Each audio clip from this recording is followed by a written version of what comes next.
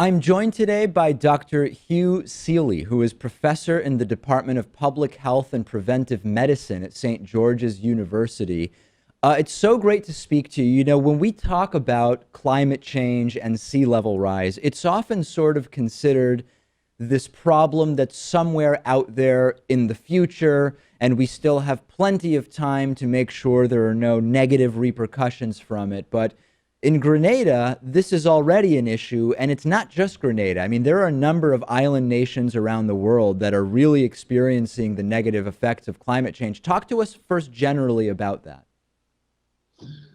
Well, thank you very much for having me on the show, David. Yes, I'm a lead negotiator for the Alliance of Small Island States, so on climate change issues, and that this is an alliance of all the islands in the Caribbean, in the Pacific Ocean, in the Indian Ocean, and in the Mediterranean. We total 39 member countries in all, and that's out of the 195 of us or so that negotiate under the United Nations Framework Convention on Climate Change. So I represent a fairly large block of countries that are particularly vulnerable to climate change. Matter of fact, we argue that for the majority of our membership, climate change is not an economic issue. It actually threatens our actual existence. And you mentioned sea level rise. Of course, that is a particularly insidious threat. In our region of the world, the sea levels are rising at around 3 millimeters per year.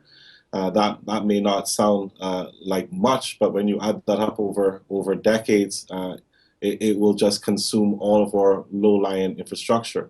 Now, to And that's play all of devil's our advocate on that piece for a second, you will have what sure. I call climate science deniers who say, you know, the thing is, David, when you're talking about 3 millimeters, this could be cyclical, right? We could see 30, 40 years of a 3 millimeter rise per year. And then just by the natural cycles of our planet, you will see a drop in the sea level. What science do we have, if any, that might do away with that talking point?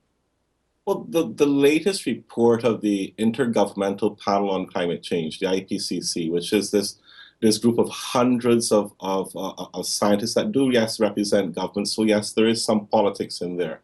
But they don't generate the science themselves. They screen all of the scientific publications. And they come up with a report once every 5 to 7 years. And the latest report from them, the fifth assessment report that we have that came out, about 2 years ago now, was unequivocal. In scientific terms, when someone tells you that they're 95% certain in science, that means we can't have any more certainty that one, climate change is occurring, and two, that mankind has caused climate change, and perhaps three, that we run out of time, that the climate change is already occurring, and it's a runaway train that we're facing now. And we have very, very few years to drastically change our emissions trajectory if we hope to remain below 2 degrees Celsius of warming.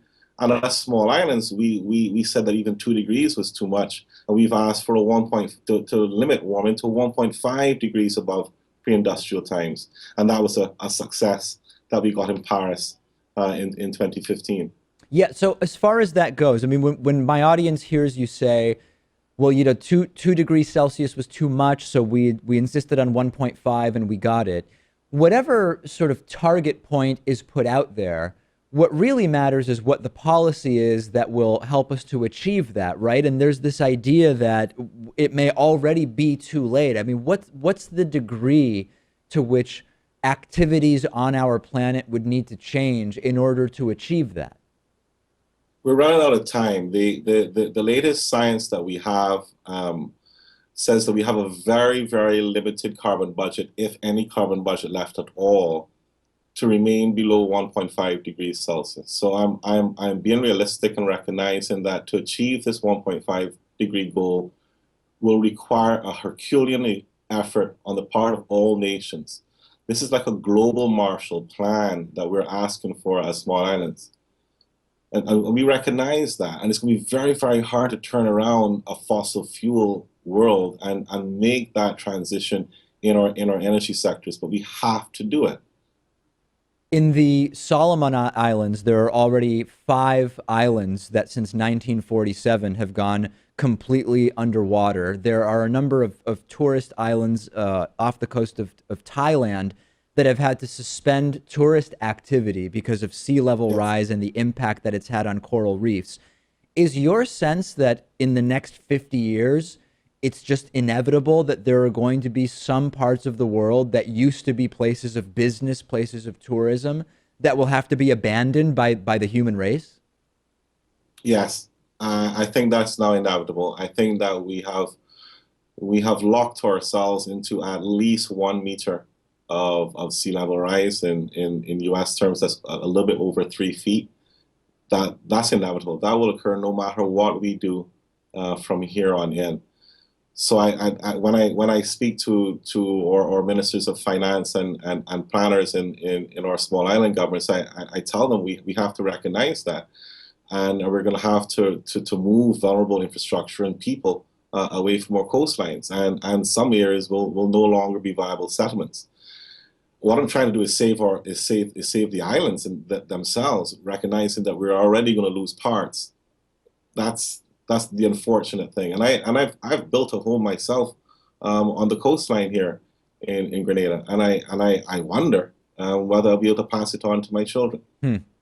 When we think about who might be the best partners worldwide in terms of fighting the effects of climate change, particularly watching incoming Secretary of State Rex Tillerson's confirmation hearing yesterday and hearing him say that, it's sort of in doubt the impact that humans are having on the climate.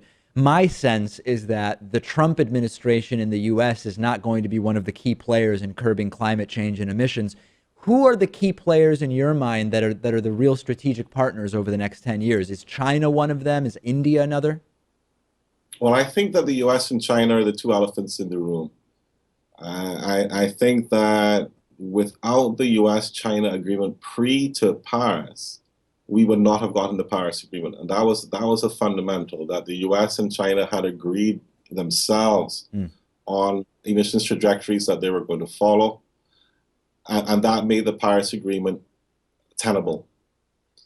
What will happen in the future if the US pulls out of the Paris Agreement is one of conjecture. I'm not prepared to go there yet, David. I'm going to remain an optimist and hope that Mr. Tillerson, if he is confirmed as the Secretary of State, is perhaps going to be one of the most informed Secretary of States about climate change. As the former head of ExxonMobil, he had access to data that actually most of us don't have. Right. I Not mean, only data on the that science. ExxonMobil, we now know, covered up for 40 years about the impact of I'm climate not, change. I'm not going there. I'm just saying that he has access to the data. Yeah. Not only that data, but he knows the economic impacts of climate change.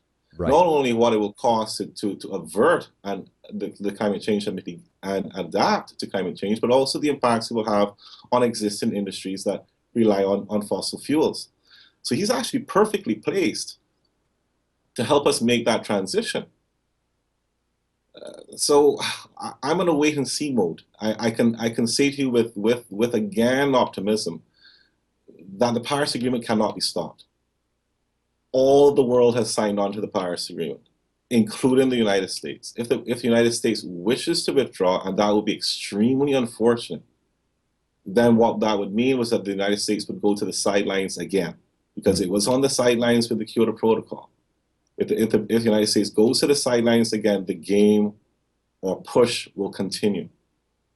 Last thing I want to touch on, anytime we talk about curbing emissions, limiting energy use, etc., it's much easier to get agreement from people sort of in the abstract that, other than the climate science deniers, that this is something we need to address.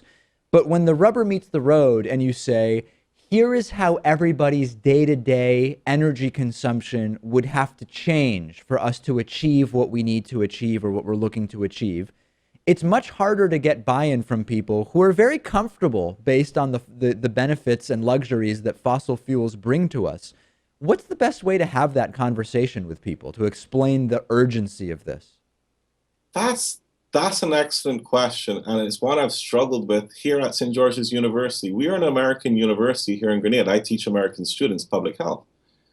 And one of the things I say to them, and I try to personalize this, is I say all of us have to reduce our carbon footprints. As a typical American, we're probably at around 20 tons of CO2 per year. We're going to have to drop that to less than, say, 6. But does that mean that you're going to lose your SUV? Does that mean that you're going to use your plasma TV? Not necessarily. The technology that we have in the world today, with renewable energy, with increased energy efficiency, I do not think that combating climate change means that we're going to lose our way of life, the typical American way of life. That's a myth. That's being perpetuated. We're going to have to do some paradigm shifts in the way that we produce energy. But we've already learned that we can decouple economic growth from increased energy emissions.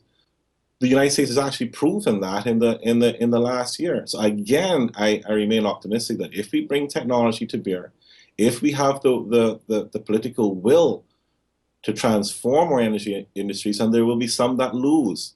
The coal industry will lose. The oil industry will lose, but they will be replaced. And we will have all of the energy that we require, and we will have the quality of life that we all desire. Well, I don't share your optimism, but I like that you're optimistic because I hope that you're right in that optimism. We've been speaking with Dr. Hugh Sealy, professor at St. George's University. Really appreciate you talking to me about this. Thank you for having me on the show.